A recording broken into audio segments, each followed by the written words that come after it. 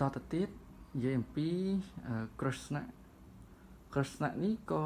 ជាទម្រង់មួយនៃព្រះវិស្ណុដែរខ្លះក៏គេហៅថាវិស្ណុគ្រឹស្ណៈអញ្ចឹងទៅអញ្ចឹងនេះ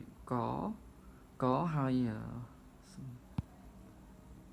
នឹងជើងរឹយើងអានថាក្រឹសបហើយនឹងជើងណនេះគេថាគ្រឹស្ណៈអញ្ចឹងយើងទៅសេបែបនេះអត់ទៅសេកជើងរស់ស្អឹកទេព្រោះទៅសេបែបនេះទៅកជើងរឹហើយសជើងណគេថាគ្រឹស្ណៈហើយបើទៅសេមកជាសំណេរយើងទំនើបបច្ចុប្បន្ននេះថាព្រះគ្រឹស្ណៈអញ្ចឹងទៅ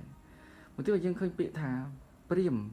ពាក្យព្រាមហ្នឹងដែលយើងប្រើហ្នឹងក្នុងសម័យបុរាណគេប្រើដែរថាវរាមឬក៏ប្រើវរាមណា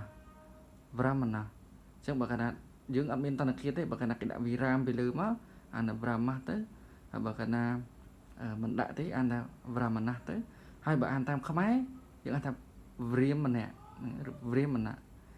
អញ្ចឹងថាព្រាមហ្នឹង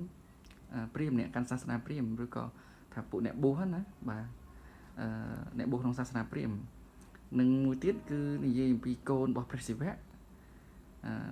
មួយដែលជាមហាអតិទេពដែរគេហៅគាត់ថាមហាកណបតិឬក៏មហាកណបតីឬក៏មហាកណបត្តិមហាកណបត្តិនេះយើងឃើញអក្សរមហស្រអាកណបតស្អេ